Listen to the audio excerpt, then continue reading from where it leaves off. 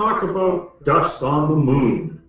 Well, if you're looking at the moon from the Earth and you realize what a very desolate place it is, it has absolutely no atmosphere and it has 1/6 of gravity. And you realize that the cosmic dust has been building up for 3.8 billion years or more on that surface. It's the same dust we get on the surface of the Earth that's incoming, and that amount of dust is enough to fill 300 million barrels of oil, or the size of Exhibition Stadium in Toronto coming in, which is a very fine layer when you spread that around the surface of the Earth. So it's enough if you wipe your finger on it, counter, you see some dust. But when you're looking at it and you realize that that dust has been building up, there's nothing there to disturb it, there's nothing to pack it down, there's nothing to wash it away, because there's no atmosphere, no rain, no ice, no anything to compress it. So it's very, very light in nature. And if you realize also that the same size of dust on the surface of the Earth with the same mass, dust is much heavier because it's absorbing moisture from the atmosphere. It could be 45, 50, 60% heavier just because of the absorbed moisture in there.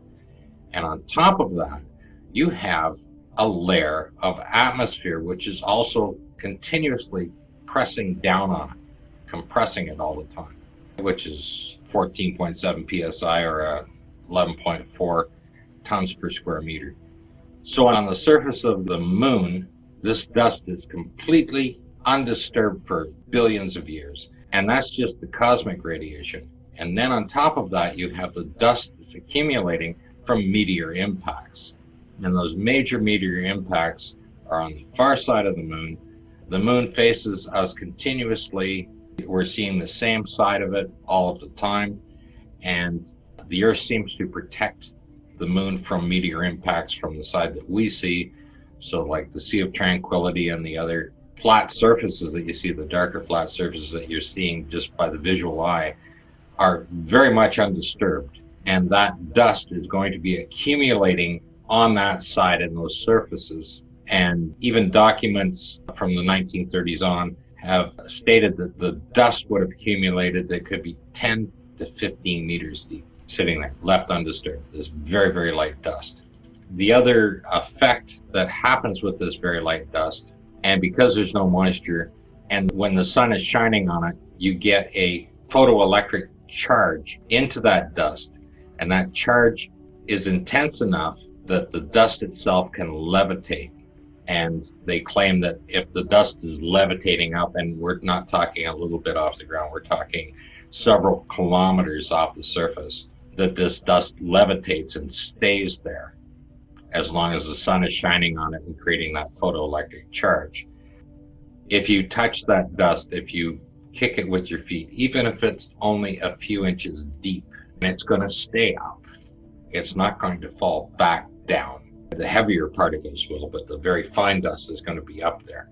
There's no way to get around it. If you were driving a rover, you would just be lost in a cloud of dust. It's not going to come down. When you land, it could be weeks or months before you're able to see anything out of there because of the dust that has been kicked up. It's not going to disperse. There's no wind to carry it away. There's nothing. Once you kick it up, it's going to fall down naturally. So when you're looking at the simulation photographs that NASA have produced, there is no technology at that time. I mean, CGI can do anything now. But at that time, to reproduce the effect of the lunar surface, the dust on the lunar surface, and if it's levitating off the surface, even if it only comes up a few feet from the photoelectric charge, it's going to disperse evenly down. Even if it only picked a few inches up, it's going to set down a coating like fresh fallen snow. It's going to coat everything. But when the LEM kicked up dust, you should see some dust somewhere on that LEM, but you don't. They claim that it just cleaned everything right off beautifully, right? That it keeps going because there's no atmosphere. When they kick it out, it could continue out and the surface would be completely clear. Yeah, and yet on the rover, you see the rooster tails and the dust falls right back down again. The heavier particles, you don't see any of that dust just floating off. You see it go up and hit the atmosphere. If they were heavier particles, they go up and down in a perfect arc, and you actually see it go up and hit the atmosphere and stop and then fall. That's been well documented by other people. Some people claim that shows that it's on the lunar surface, but it actually shows that it's on Earth. If you imagine that this dust has risen up with this photoelectric charge and falls down at least once a month, when you're looking at any of the photographs of the lunar surface from the Apollo record, there should be no bare surfaces. The rocks that they are displaying should have several inches of dust covering over them. It should look like a fresh blanket of snow covering everything over. There's no way you would see any detail because of the very fine dust is going to be on the top. And the fact that it's being pulled up by a photoelectric charge, the lightest particles will be at the top, so it's effectively like a sieve. The heavier particles will be at the bottom, and the very, very fine ones are going to be at the top, even if it's only a few inches thick, which is going to be a lot more than that over 3.8 billion years. You could be waist deep walking through it before you found a solid surface. And when you disturb that, it's not going to come back down rapidly.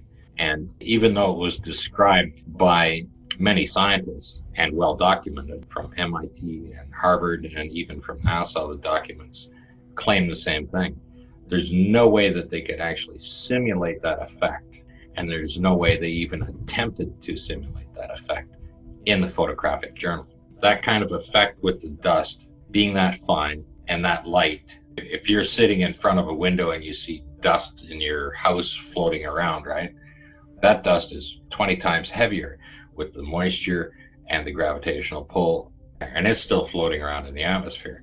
Imagine how long it would take on the lunar surface for something that's the same size. It doesn't have anything to blow it around, but it's going to take that long for it to drop back down, and it never loses wholly that photoelectric charge because there's no way to disperse it. There's no way to ground it. There's no moisture to help it bleed off. Well, this is what they say, the Apollo 15 flag. When the astronaut walked by the flag, they say that he built up a positive charge and it was discharging on the flag when he walked by. That's what caused it to move. And the other one was they were depressurizing the LEM at the same time that astronaut walked by the flag on Apollo 15. It's fine for them to use their knowledge to explain things when there's a phenomena like that, and then if it can move the flag from it, what's it going to do to the dust around his feet, right? It's going to be the positive charge on his suit. If it can move the flag, would be moving that dust all the time. It would be active every time he steps. You would see it in the videos all the time. That's just people trying to make excuses, saying that all of a sudden they're releasing air out and it's making the flag move or something like that. That's just all nonsense, because otherwise there'd be a blast crater that's 15 feet deep. Can't use one argument in one case and use the same argument and say it does work in the next, right? You're just contradicting yourself all the time. And of course NASA does that continuously. And the other thing about that dust is it's going to get into everything. It's so fine, it's going to get into every fiber of their suits. When you look at the rover's motors, you look at the back of them, and there's a hole in the back, just like you would have an air hole or an air vent where the brushes are. So that's going to get plugged up very quickly. I haven't looked up to see who manufactured the motors in particular, but they're built like any typical motor. They have air cooling slots in them. And of course, they need to be perfectly sealed off units in there. And of course, they can't be lubricated in a vacuum either. So they're going to wear out very, very quickly. Bushings are going to wear out. There was no dry lubricants available at that time. Magnetic dust is going to get in there. That dust is going to get in there, and because they are already charged with an electric charge, and you turn on an electric motor, it's going to attract it to them, and it's just going to ball up with dust in there, and ruin those motors completely. They probably didn't work that long while they were simulating them here at Flagstaff. They probably got enough dirt in them, they would have had to replace those things. I would imagine Grumman would be out there doing service calls when they were doing the photo shoot. But once that dust gets in the motors, they're finished. They would be changing the motor out, of course, right? Like those astronauts, they were using them like drag cars because they had more than one on the set at a time. And they'd be ruining everything because they didn't give a damn. It wasn't coming out of their pocket. Ever since the very first car was made, when they built the second car, they raced them. That's why GM had to give them all brand new Corvettes, because they, needed to have something that would go fast. They're supermen, they're rock stars. I don't know if you could give them an Academy Award for the acting that they did for those simulations, but certainly they should get something for their effort. So GM gave them a car. That's good enough. But that dust is going to be there. Like I said, there's nothing on the surface of the moon. It is so desolate. It is so barren. And without an atmosphere, without rain, without ice or anything to wash it down, every surface is going to be covered. You should never see a bare surface on any rock. And you see all kinds of photographs with rocks sticking up and they're perfectly clean and bare. That couldn't possibly happen if every month the dust is levitating off the surface and then falling back down again from a photoelectric charge. You see these backyard astronomers with 14-inch telescopes, and some of these fellows are picking up lightning shooting out of what looks like crevices that are in the ground. And you'd think, well, if that's the case, then you would have quite a lot of dust being thrown up out of there too. So this seems to be a natural occurrence, so say the scientists. They agree with that as well, that there is a discharge happening. So if this discharge is happening, it's going to be expelling dust. Oh, it's going to knock it around for sure. If it's a big enough charge, it might even turn fine dust into glass. Just like a meteor impact, when it hits hard enough, creates glass. If you look at the rover through the series of the thing, when they have to change them up on a set, especially Apollo 17, you'll sit there and look.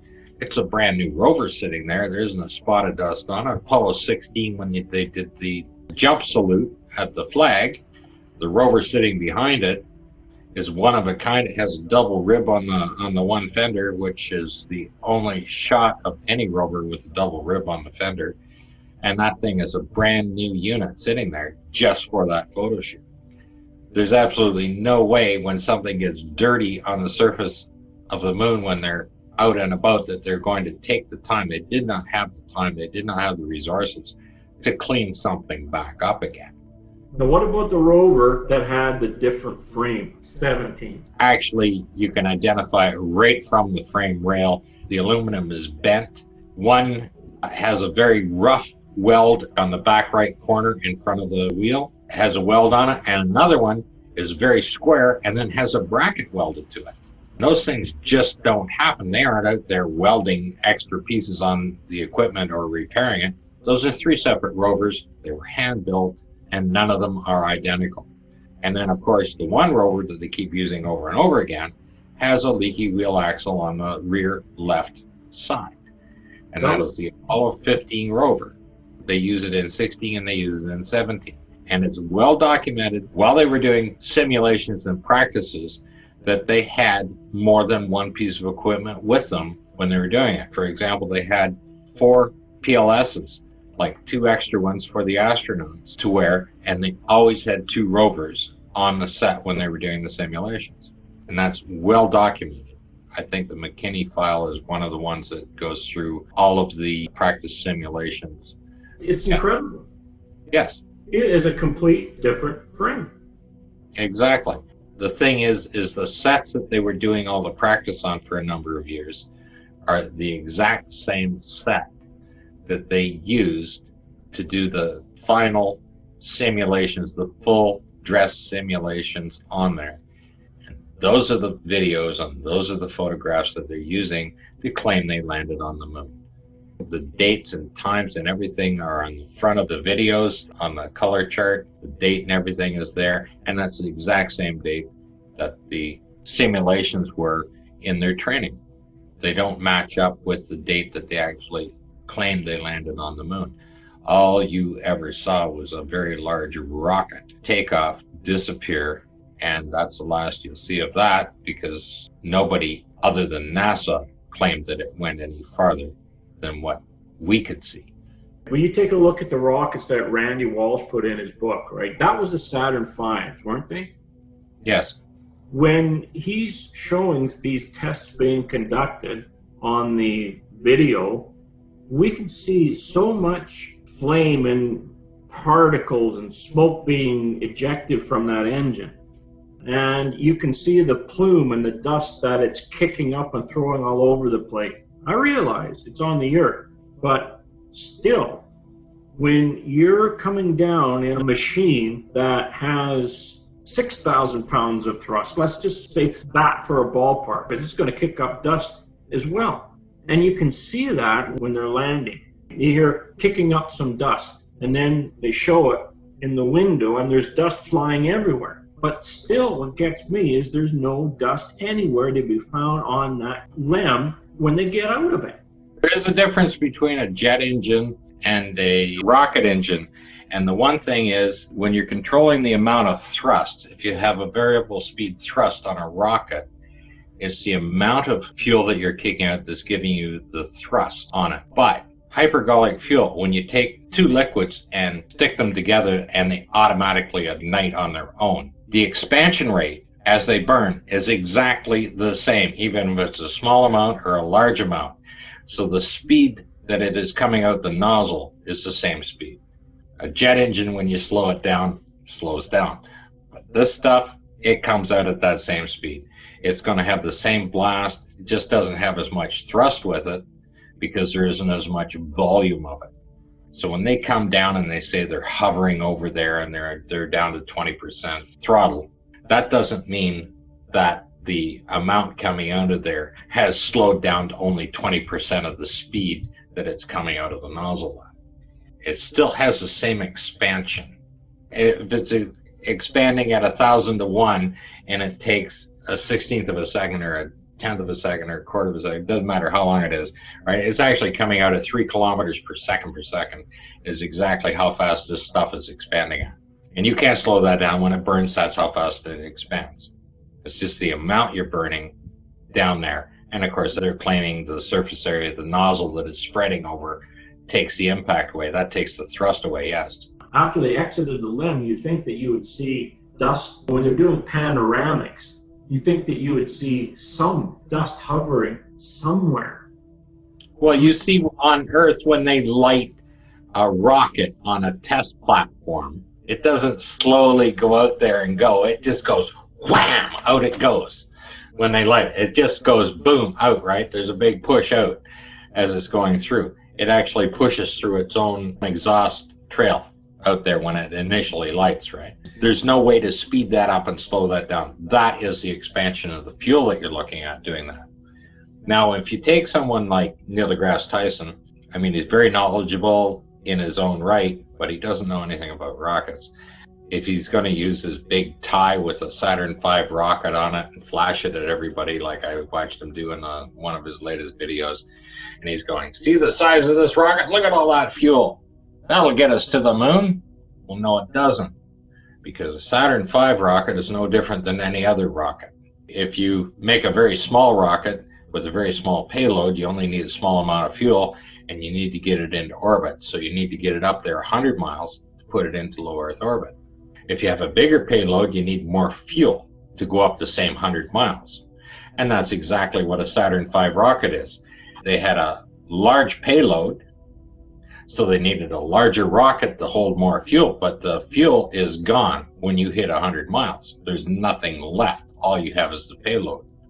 I look at the space shuttle, and I look at that fuel tank, and I know you really can't compare the two, but one thing that gets me is when I look at that fuel tank, and they have to have 2 solid rocket boosters just to get that fuel tank off the ground. But you don't see that with the Saturn V. They just supposedly loaded that whole thing right to the top with fuel. And this thing magically just gets into low Earth orbit, yet there's no booster on that rocket to help it.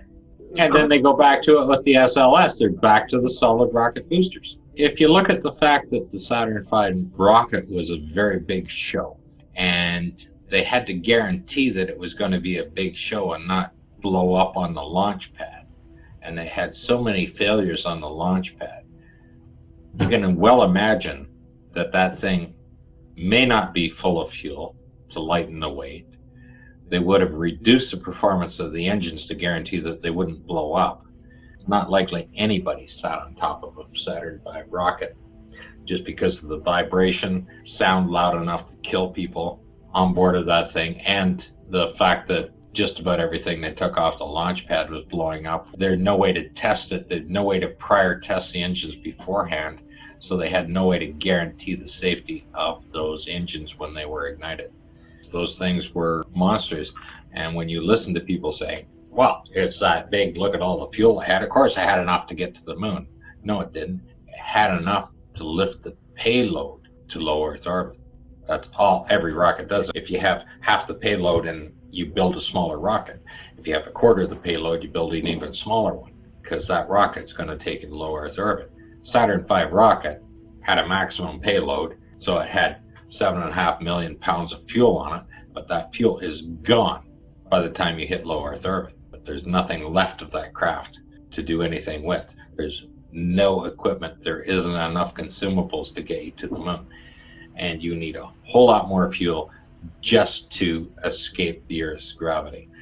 By the time you get to low Earth orbit, you have not reduced the gravity enough. All you've done is you got out of the drag force of the atmosphere, but you haven't done anything about the gravity. Okay, and you still need fuel to be able to pull away from the Earth to escape the gravitational force. And the movie industry has created the fact that once you hit space, you can just turn, point, and shoot and accelerate with very little fuel, energy, or anything else. And NASA has taken advantage of the fact that most people believe that that's true. They think there's no energy. You can just turn and point and go and accelerate like crazy out there with very little fuel. That's not what's happening at all.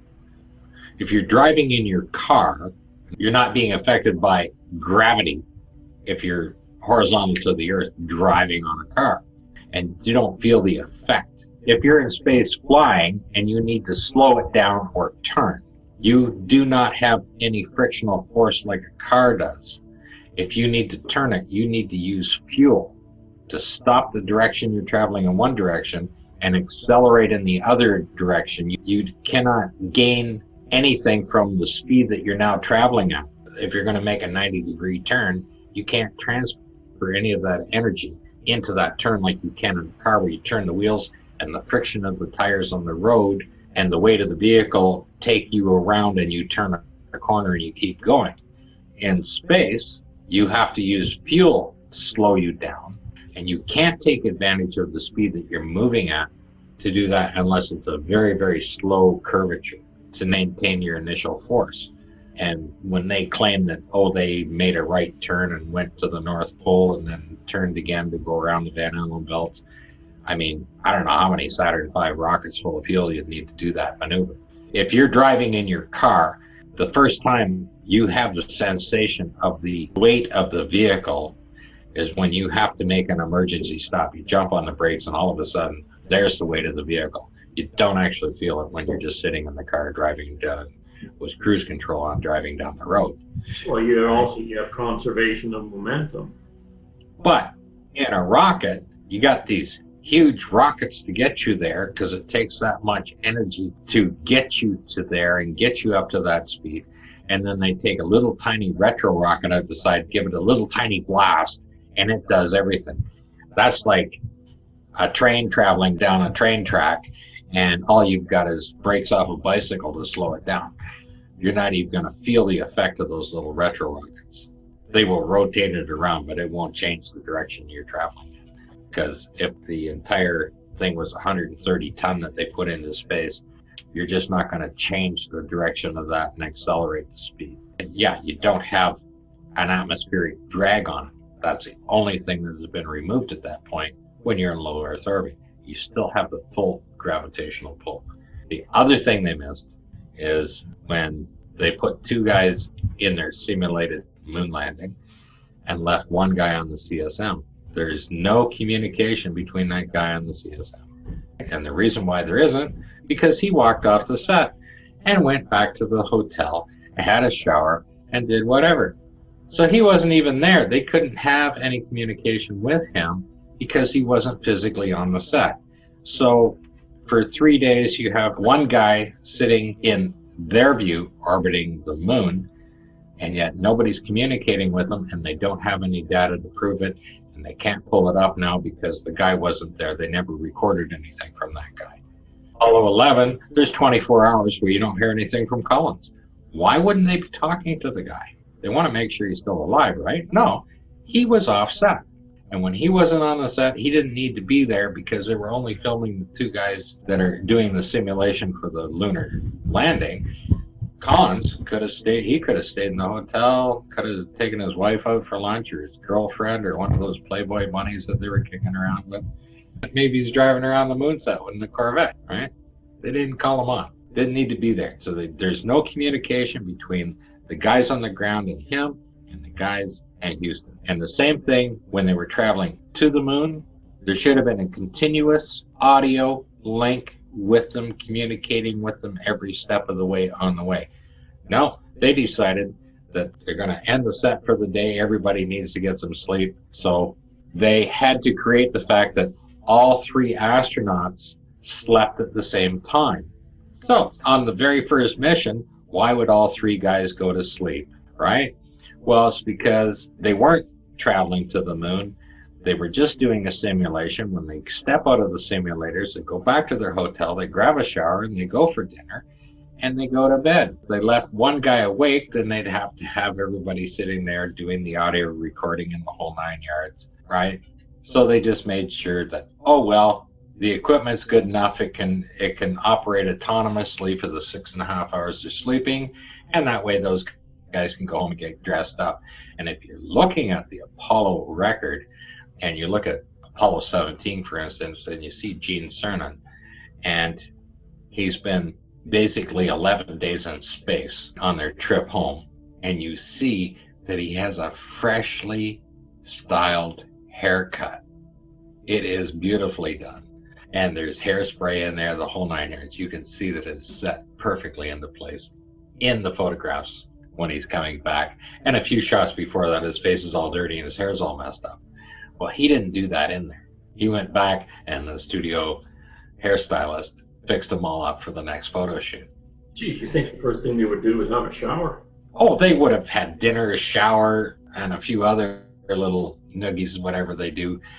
11 days, you're out there, and you're gonna stink like that spacecraft. Don't forget, it doesn't ventilate outside. I don't care if you got a couple of those little green pine trees hanging up somewhere that they put in your car. And don't forget, those sewage bags that they had there weren't those high-tech, the ones they are today, like on the ISS, right? It's going to get a little ripened after those been sitting there for 8 or 10 days, right? These guys are carrying quite a load in those suits. Yes, everything's going to get a little rancid in there. And that's 3 guys. In the size of a Volkswagen Beetle.